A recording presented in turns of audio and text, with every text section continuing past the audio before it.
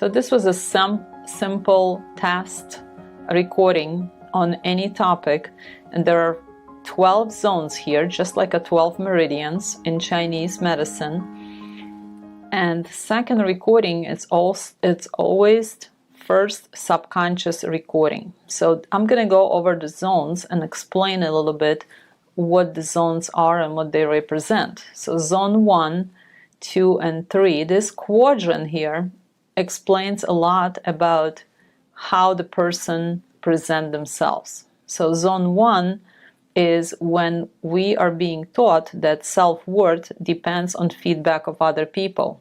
It's what people think. Doesn't matter what you did. It's, let's say, what people think you did. Was it good? Let's say what people say is it good. It starts anywhere early. Example, small kid draws a picture of something in school. Teacher says, no, redraw it. Who knows where it starts? Zone 2, it's when we think very logically, no emotions, or very emotionally, no logic. It also comes from transgenerational patterns of depression. Sadness, zone 3, it affects our lifestyle choices. This is when something happened, maybe in the family, when somebody was small, somebody dying. It was very sad. I see a lot of issues with food related, when people take all these approaches with health. Sadness was foundation of it.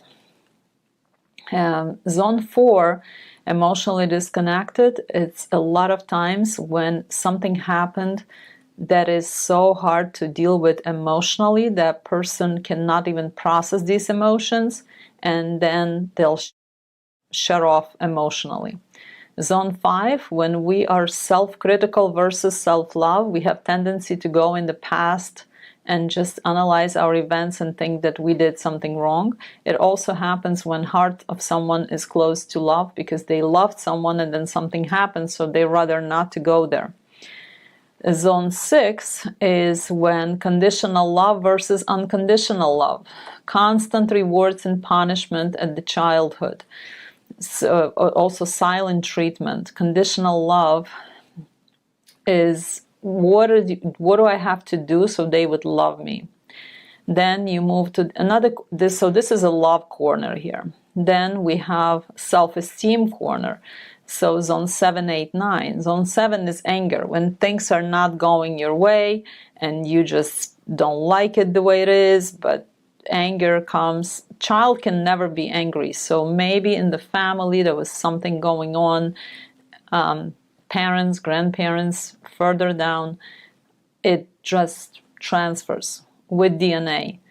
Zone 8 is fearful. There is a lot of fear, subconscious fear, fear of not being good enough, fear of being observed and judged by somebody else, fear of losing the loved one, fear of dying, fear of money, fear of loss of money. All depends on any traumatic situation that were in the family. Zone 9 is based on suppressed emotional expression. So when one is feeling here that self-defense is not possible, they're suppressing how they feel about every topic, because if they say, something happens, or they were told not to say.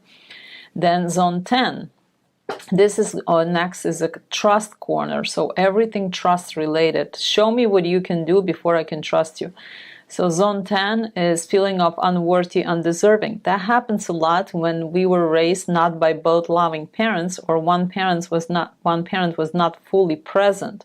Example, we understand that parents have something more important to do than being with the child, and that leads to our ability to do and do and do more things. So let's just do more, so maybe they'll love me then. Look, I can do this. You still not good enough? Now I can do this. Is it not still good enough? And this is where it happens. It also, any addiction in the family, that's where it starts. This is zone 1, zone for foundation for addiction. Zone 11, feeling of rigid beliefs versus open to possibilities. This is when someone is raised a lot with very strong education in one field, or very strong anti-religion, or very religion. All depends on what the circumstances are. And zone 12, it's like shock trauma. This is when people cannot sleep at night. And so if something shocking happened, example, delivery of the baby in the room, who knows how, not everyone knows how their delivery went. So if there was something traumatic for the mother, they had to call all kinds of help, then it sets emotional foundation in the child for that shocking trauma to happen. So that could be released with this work very well. So this is just an example of few short explanations. Everyone's voice is different. Everyone's voice on any topic is different. Your perception is only your perception. And if you change your perception, you change your life. And it's a very good modality to work with. If you would like to ask questions, or you would like to try a session, or you would like to contact me with any situation that you need to discuss, please contact me at the information below.